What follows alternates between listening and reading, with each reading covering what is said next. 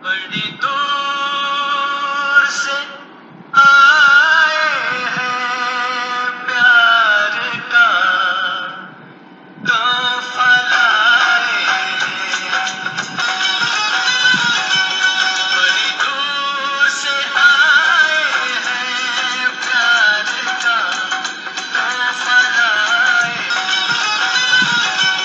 बड़ी दूर से आए हैं प्यार का तोहफा लाए। परम सत्कार योग सत्संगत जी, प्रेम से कहना निरंकार जी। सत्संगत दास आज देख रहा है एक महात्मा को, और एक ध्यान में भी आ रहा है कि भूख जब लगती है तो खाने में स्वाद होता है या भूख में स्वाद होता है? स्वाद सत्संगत खाने में नहीं होता, स्वाद भूख में होता है। जब भूख लगती है तो जब भी खाना बड़ा स्वादिष्ट लगता है। आप सबको सत्संगत संगत की भूख है। डेफिनेटली संगत के अंदर आपको स्वाद आएगा, आनंद आएगा। और जिसको भूख नहीं होगी वो कहेगा कि वो गीत की लाइनें हुण पहले जैसा आनंद नहीं आता, कुछ ऐसा एक गीत है पुराना। सत्संगत या तो पेट खराब है, या कोई रोग है, या कोई बीमारी है। जो तंदुरुस्त है सत्संगत उसको भूख लगेगी। इसको अपने ऊपर ढाल कर देखें कि जो इस सतगुरु की कृपा से, जिसने इस दात को संभाल रखा है, जो इस गुरु की कृपा से इस ज्ञान को एहसास में लेकर जीवन व्यतीत कर रहा है, उसको हर संगत में आनंद है। भाग भाग के जाएगा संगत, भाग भाग के जाएगा सेवा में। सिमरन तो सत्संगत जब इसका एहसास है तो हमेशा चलता ही रहेगा। बस सत्संगत दास जो आपके चरणों में रख रहा है, हमें भूख ये बरकरार रहनी है ताकि हम स्वाद ले पाए। और सत्संगत स्वाद कब आता है? जीवन के अंदर भी हम स्वाद चाहते हैं, अपनी जिंदगी के अंदर हर कोई है, हर कोई चाहता है मुझे अच्छा खाना पीना मिले, अच्छा मकान हो, अच्छी गाड़ी हो, घर गृहस्थ मेरा बहुत बढ़िया हो, माया हो। इसको ही तो माया कहा गया है। सब घर गृहस्थी मकान जायदाद सब कुछ, इसको माया कहा गया है। संसार में रहते हैं, इसके बिना गुजारा है नहीं। और माया कहते हैं कि माया को डंकनी कहा गया है। जो इसकी सेवा करे किसी को ये खाए। बड़ा अजीब लगता है कई बार कि ये माया चाहिए जिंदगी बिताने के लिए, और जितने महात्मा लोग हैं ये कहते हैं माया से दूर रहो। सत्संगत कोई शक नहीं इसमें कि माया अपने आप में इंसान को डुबोने का काम करती है, कि किसी भी प्रकार की, कोई पदवियां हो, कोई धन दौलत हो, कोई भी हो। लेकिन सत्संगत संत जो होते हैं, महात्मा जो होते हैं, वो इस माया को भी, माया तो दुनिया को ठगती है, इस माया को भी ठग लेते हैं। कैसे ठग लेते हैं ये भी तो पता होना चाहिए ना। हमने भी ठगना है इस माया को, क्योंकि माया तो डुबोने का काम करेगी ही करेगी। लेकिन जो माया का दुनियावी शब्दों में अगर कहें बॉस बन के रहता है, जैसे सत्संगत हम एक नाव के अंदर जा रहे हैं, कोई बोट है, नाव है, नाव में हम जा रहे हैं। एक तो होता है मुझे बैठा हुआ है नाव के अंदर आराम से, ना कुछ लेना ना देना, मुझे पार हो जाना है। उसको कोई दुनिया वही किसी चीज़ से मतलब नहीं। संसार रूपी इसमें हम सत्संगत जब सफ़र करते हैं, इसमें हमें चाहिए होती है माया। तो वो बोट में एक छेद करते हैं, एक छेद कर दिया। छेद में से क्या होता है? पानी आने लगता है। यानी कि पानी को हम समझे माया आने लगती है जीवन के अंदर, पर पानी आता ही है, बोट में छेद कर देंगे, इसके बिना माया आ नहीं सकती। सत्संगत वाणी के अंदर ये बात कही गई है कि पापों के बिना ये माया आती नहीं है और अंत में साथ भी नहीं देती। ये दास के शब्द नहीं है, पुरातन महात्माओं के वाणी के अंदर दर्ज है। तो माया आएगी, इसके लिए कुछ ना कुछ ऊपर नीचे करना ही पड़ता है हर इंसान को। प्रैक्टिकल बात है ये सत्संग। अब वो छेद में से आनी चालू हो गया पानी, माया आनी चालू हो गई। माया का असर बड़ा जबरदस्त होता है। आदमी कहते हैं और आए, मैं और आगे बढ़ूं, कुछ भी मकान और बड़ा हो जाए, जायदाद और बढ़ जाए, मेरा सत्कार। अभी राज्य की बात कर रहे थे ना, दास बताएगा आपको, इसी में ही उन्होंने किस तरह माया को संभाला था। सत्कार मेरा बहुत होने लगे और बड़ी बड़ी पदवियां मुझे मिलने लगे। अब दिल में आता है जल्दी हो, पता लग गया एक छेद कर रहे हैं, फटाफट आ रहा है पानी, फटाफट माया आ रही है, वो दूसरा छेद कर देता है, ज्यादा चाहिए ना। और सत्संग दूसरा छेद जो आदमी करेगा तो वो जल्दी डूबेगी, क्योंकि अब दोनों छेद से पानी आने लगा। महात्मा संत ऐसे नहीं होते, वो देखते हैं इसके बिना गुजारा नहीं है, ये माया आएगी ही। तो जैसे जैसे आती रहती है दोनों हाथ से भर के बांटना, उछालना चालू कर देते हैं, देना चालू कर देते हैं। वो आ तो रही है, उसके बिना गुजारा है नहीं, लेकिन उनके अंदर एक भाव पैदा होता है। कोई इसको दान कह ले, कोई इसको सेवा कह ले, कुछ भी नाम कुछ भी दे। हमारे साथ संगत जो राज्य जैसे जिनका हम जिक्र कर रहे थे, जो हमारे एरिया के संयोजक थे, कितना सत्कार था उनका।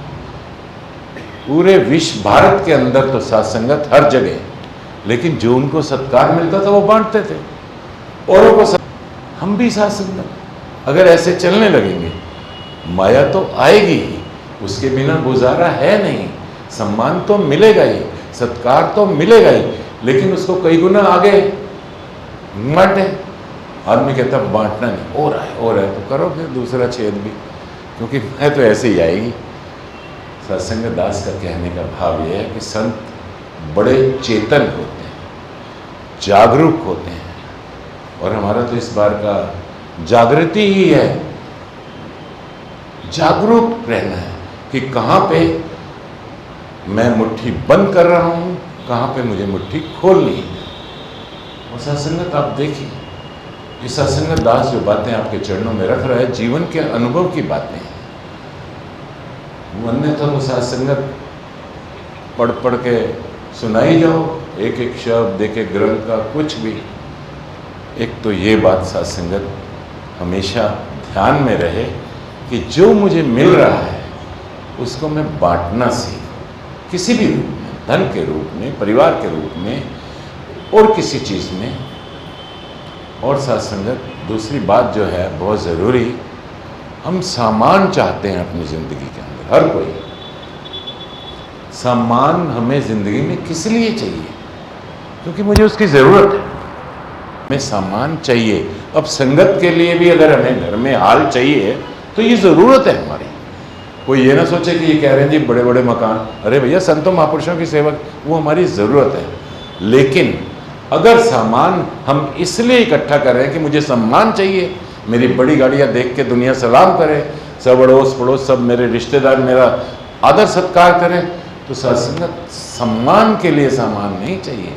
सम्मान चाहिए जो हमारी ज़रूरत है, जो हमारी आवश्यकता है। और सत्संग हर एक की आवश्यकता अलग अलग हो सकती है। एक के घर में मंत्रियों का आना जाना, वो कहेगा डेफिनेटली मुझे बड़े बड़े वो चाहिए, मीटिंग रूम चाहिए, अलग अलग वो चाहिए।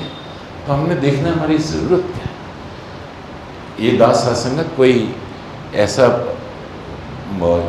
पिक एंड चूज वाली बात नहीं कर रहा। ये हमें सत्संगत, क्योंकि हम चेतन सदगुरु ने हमें बनाया, हम जागरूक हैं, हमें जो चाहिए अवश्य सत्संगत और दास है। कोई कह रहे थे ना अभी यहाँ पे, ये भी बहुत बड़ी बात है कि हम सत्संगत महापुरुषों आपके चरणों में, दास ये कई बार दास ने इसको महसूस किया है। अरदास करता हूँ कृपा करो मेरे बच्चे की बहुत बड़ी जॉब लग जाए। ये इतना पढ़ा लिखा है, कितने दिनों से इतने इंटरव्यू दे रहा है, पास ही नहीं हो रहा, कृपा करो। मैं पूछा आशीर्वाद दो, अरदास है आपके चरणों में, मैं किराए पे रहता हूँ, मेरा अपना मकान हो जाए। कहते ही हैं मेरी तरक्की हो जाए नौकरी में। और शासन डॉट डॉट डॉट, पता नहीं कितनी अरदासें हैं, फिक्स अरदासें कर देते हैं।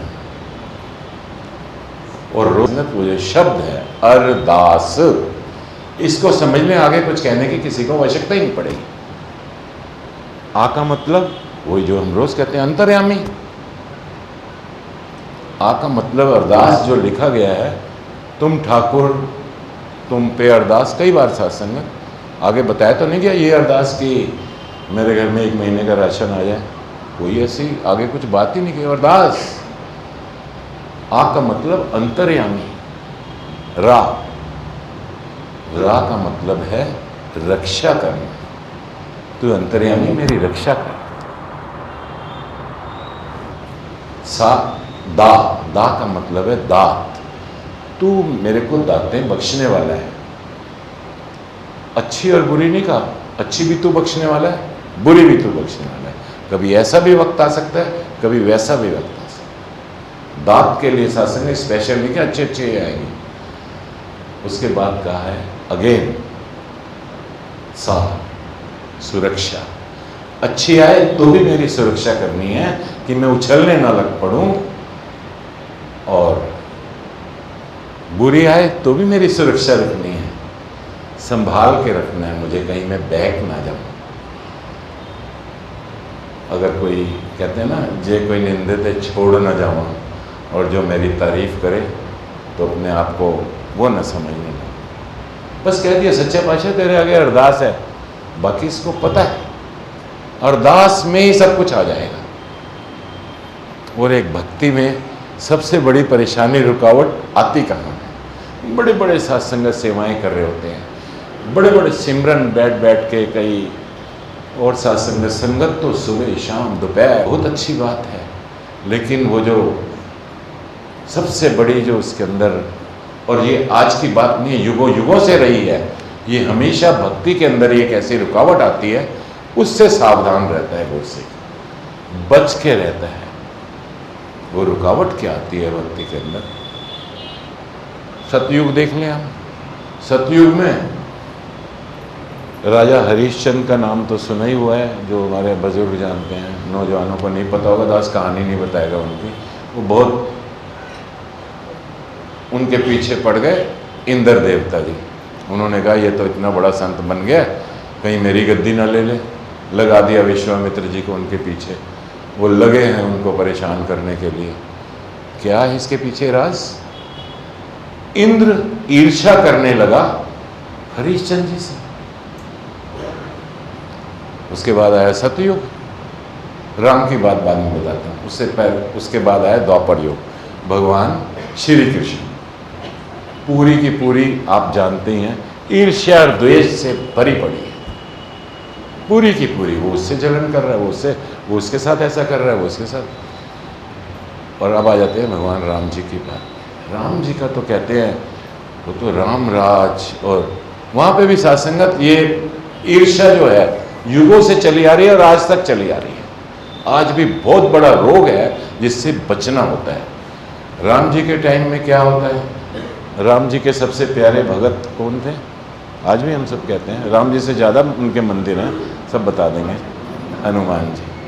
हनुमान जी कोई सोचेगा कि उनसे भी ईर्ष्या होती थी। ये सत्संग दास कहानी नहीं सुना रहा, ये हकीकत है।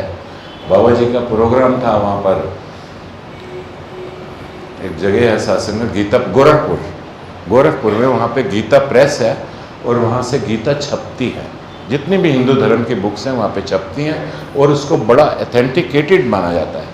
हम सब जैसे इन्होंने बात की है, हम सब वहाँ पे बाबा जी के समागम पे गए। उसके बाद हमने कहा चलते हैं जरा गीता प्रेस, वहाँ से बात करते हैं। मेरे दिल में एक बात है, तो मैंने कहा कि मैंने ये बात जो है सुनी हुई है, और क्या ये सच है कि हनुमान जी से भी ईर्ष्या हुई थी? उनसे तो हो ही नहीं सकती। वो कहते नहीं, ये बात बिल्कुल सच है। और मैं अभी आपको बताता हूँ। उन्होंने जब बताई तो मुझे याद है, जितने बुजुर्ग यहाँ बैठे ये तो सब जानते हैं, इधर भी जितने बुजुर्ग हैं इन सबको भी पता होगी, पर हमें पता नहीं थी।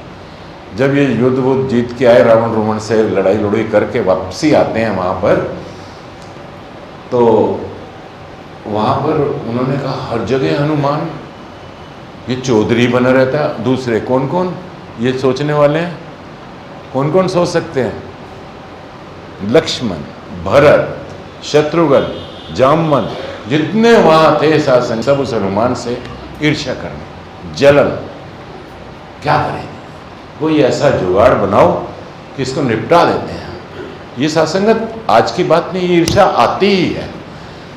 ऋषि मुनियों के हम देखते हैं, गुरु वशिष्ठ जी, उनके साथ दुर्भाषा, हर बात पे तैयार शाप देने को, तेरा ये हो जाए, तेरा वे हो जाए, और बेचारे वशिष्ठ जी हाथ ही जोड़ते रहते हैं हर जगह। ये शुरू से रहा है।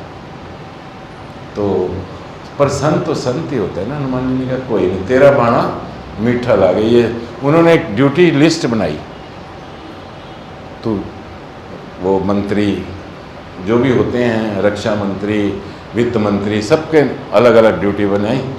हनुमान जी को कोई ड्यूटी नहीं, सबको दे दी सेवाएं वहाँ पर। राम जी तो जानते ही हैं ना ये कर क्या रहे हैं सब, लेकिन राम जी किसी से कुछ कहते नहीं हैं।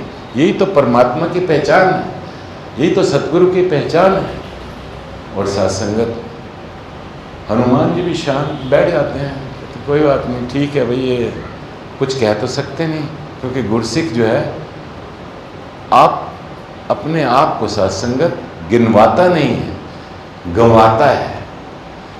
जो अपने आप को जिसने मिटाना सीख लिया है वो सत्संगत, क्योंकि सुनते तो रोज हैं, दाना खाक में मिलकर गुले गुलजार होता है, लेकिन मिलना तो सीखे। और 2 ही दिन बीते थे सत्संगत ये वहाँ पे सेवाएं बांटते हुए। और अपना हनुमान जी का भी दिल थोड़ा थोड़ा तो करता था कि, पर वो कुछ कर नहीं सकते थे, ऐसा सबकी व्यवस्था थी। रणम जी का भी दिल करता था, पर वो भी क्योंकि मेरे ही बनाए हुए हैं, इनको मैं क्या कहूँ। और होता क्या है, ये सत्संगत इतिहास है, और आप सब जो जितने बुजुर्ग बहनें महापुरुष बैठे हैं सब जानते हैं, क्योंकि जो गांवों में उधर रहने वाले हैं उनको पता है, वो उसका इस्तेमाल कर रहे होते हैं। और राम जी जैसे ही रात को लेटते उन्होंने मुंह खोल दिया, जैसे उबासी आती है। अब मुंह बंद नहीं हो रहा, राज वैद और ये सारे जितने मंत्री वगैरह भागे, क्या हो गया राम जी को, मुंह ही नहीं बंद हो रहा, इनका तो मुंह ही खुला है। बहुत परेशान। फिर किसी ने कहा वो हनुमान हमेशा साथ रहता था, उसको पता होगा, पहले भी कभी ऐसा हो, उसको बुलाओ। और जैसे ही हनुमान जी वहाँ आए, उन्होंने देखा ओह ये तो मेरी सेवा का टाइम आ गया। चुटकी बजाते हैं ना, इसको हनुमान चुटकी कहा जाता है। जो बुजुर्ग हैं सब जानते हैं, कहानी नहीं पता किसी को। कहते ये तो मेरा सेवा आ गई, और उबासी तो कभी भी आ सकती है, तो मुझे तो हमेशा राम जी के साथ रहना पड़ेगा। बस इस ईर्ष्या से बचना है। ऐसा कभी भी किसी के प्रति भावना है, अपना इसके साथ नाता बनाए रखें। जो जो कर रहा है, कहते नहीं हम कि करनी आपो अपनी, क्या नेड़े क्या दूर, जिन्ना नाम ते आया गए मुशक्कत खान, नानक ते मुख उजले हिती चुट्टी ना।